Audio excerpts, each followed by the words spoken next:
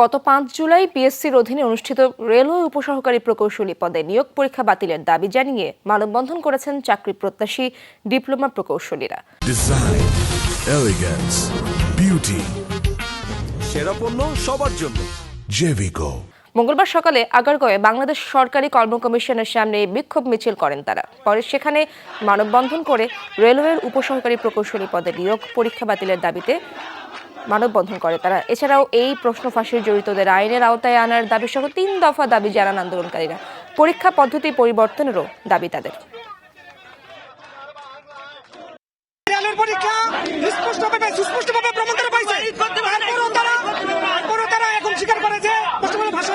শুধু প্রশ্ন ফাঁসের মাধ্যমে এক অযোগ্য মানুষ এই দেশ নেতৃত্ব দিবে আমরা কখনো। অতি দ্রুত ৫ তারিখের পরীক্ষা বাতিল করতে হবে। আমরা অ্যাপ্লাই করেছি ৭টা, কিন্তু আমাদের তারা বিবেচনা করছে মাত্র একটি পরীক্ষা দিয়ে, এবং আমরা ৭টা অ্যাপ্লাই করেছি, ৭টায় পরীক্ষা দিতে চাই।